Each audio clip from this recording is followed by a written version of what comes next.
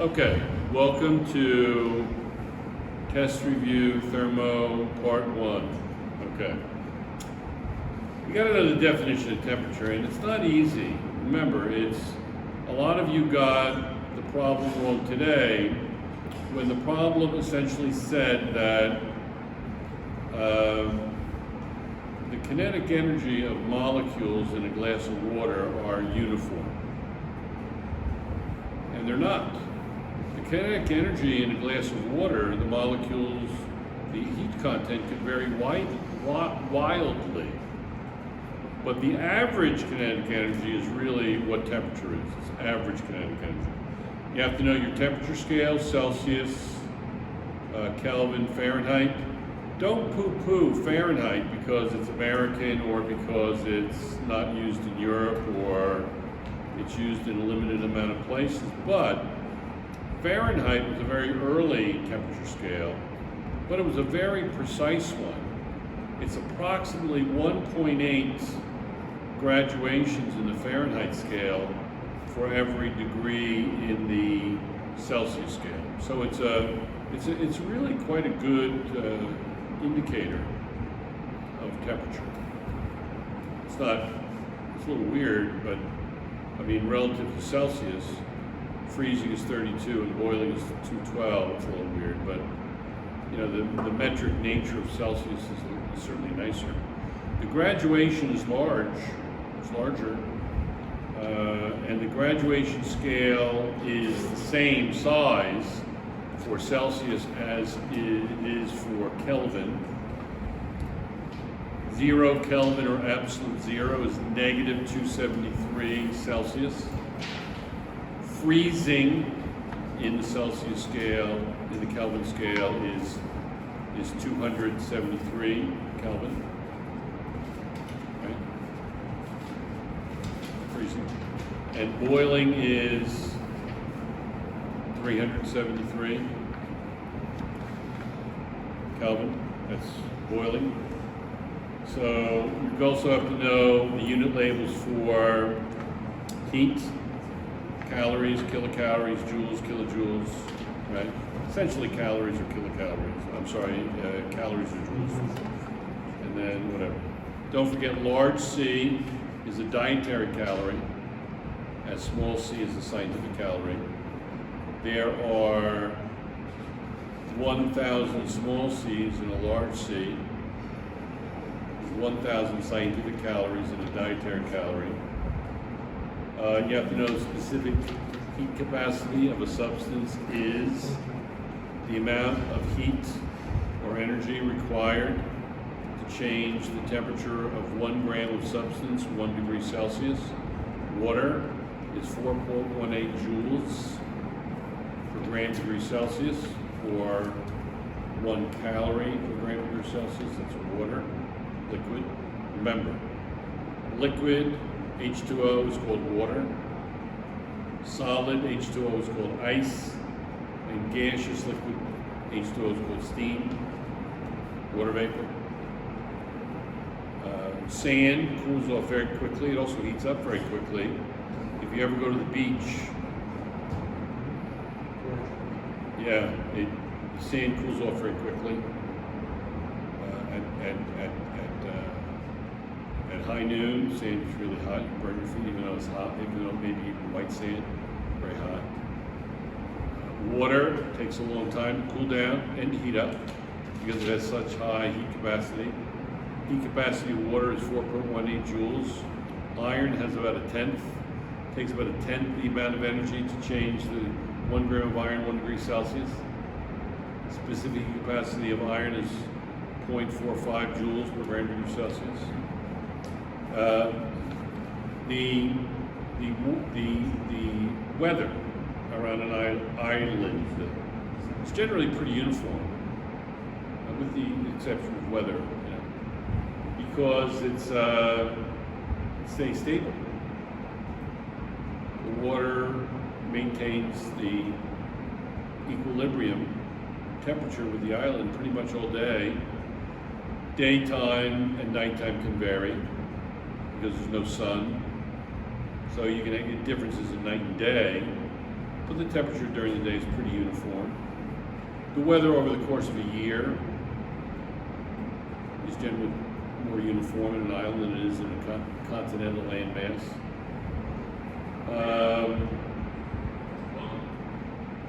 You live in the western edge of the Sahara here, called the Sahel, and it's really hot this time of year without any water. Even though the sun's not high, when the rainy season starts in June, the temperature goes down. The hottest part of the year here is April, May, right now.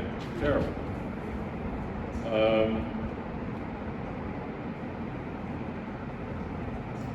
Why do water pipes in cold climates, why do they burst in the winter? Why do they burst? Because, well, you said it before, I think. You said that water is most dense at 4 degrees Celsius. So here's 4 degrees Celsius, here's 0. So the water's going to expand as it goes from 4 to 2 to 3 to 1 to 0. It's going to expand. When it turns ice, it expands, obviously. Ice floats, it's less dense, it expands. You put aluminum can of Coke or soda in the freezer, it's going to be all over the place. It's going to explode. Glass might not shatter, stronger. But I know it can, because I've done the mistake at home. My wife has not been happy with me. What else?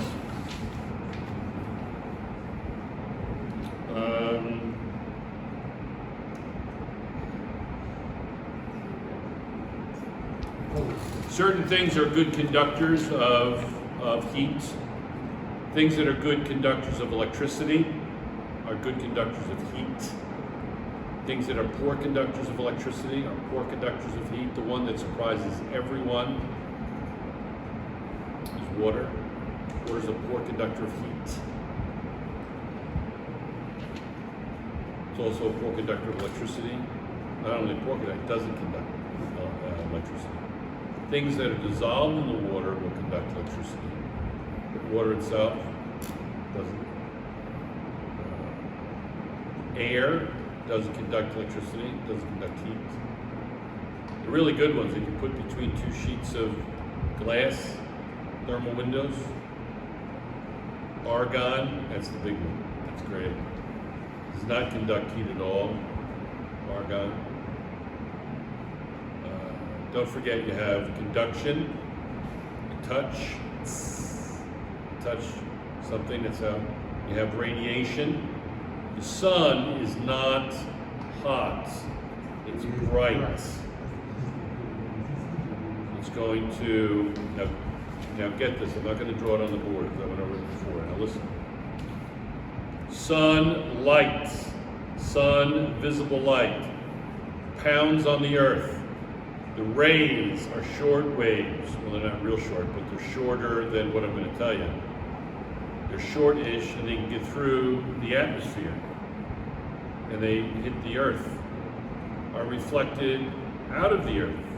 Not all of them are absorbed. Why? I can see the earth. From outer space, you can see the earth. So, sun must be reflected from the earth. So, the light goes into the atmosphere and then is reflected off the earth. Visible light, no problem. But a lot of the energy is absorbed by the earth and re-radiated as heat. That's infrared radiation. Infrared radiation has longer wavelengths. Infrared radiation does not get out of the atmosphere as easily as visible light does. Visible light can go through. It can also leave, be reflected, right? Infrared radiation, not so much. Think of a car. I can see in the car, right? Yeah. Why? Because visible light can get in the car and it can bounce out. I can see in the car. It goes into the car and goes out. I can see it. So visible light will go into the car and bounce off the material in the car and bounce out. I can see it, right? I'm in the car. light waves from trees and the road will bounce against my eye. So I know visible light goes in and out of glass easily. But you keep your windows closed on a really hot day, what's not going to be able to get out of the car? Yeah, infrared radiation, that's right. Infrared radiation will get out of the car, but not nearly as easy as visible light, right? So visible light goes in, it's absorbed by things in the car, it's re-radiated as infrared. Doesn't get through. Same thing on Earth. That's the greenhouse effect. Why am I using a car? Greenhouse effect. Light can get in, the heat can't get back out. Clear? Easy? Okay. White and black. Material that's reflective is a poor absorber and poor emitter of energy. Something that is a good reflector. White. I dress in white. I go out to the desert. I dress in white. I'll maintain thermal equilibrium. I won't get as hot. The heat will be reflected away from me. I won't lose body heat. I maintain thermal integrity of what we're recovering. If you're developing trauma, accident victim, I put some plastic sheeting over you, right? That looks like aluminum foil, it's shiny, wide, it's reflective. You're going to maintain the thermal integrity of whatever you're putting it over. Clear? Right? So something's a good reflector, it's a poor absorber and a poor emitter. Something that's dark color, and very good emitter and a very good absorber of energy. Black coffee. It will cool up very quickly. Sun beating down on it will also absorb things easily. White coffee won't cool off as fast. Won't do it. I think that's about it. Yes? Wait a second, let me think. Convection, using the densities of air through heating or cooling of the air to get airflow, to transfer energy up and down in a column. Like this room is huge. I have fans on, you hear that background noise?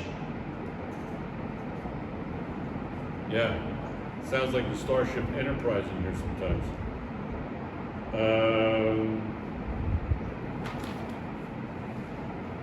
So, yeah, we can do this problem. Shall I give you an actual problem? Okay. It says, which releases the most energy?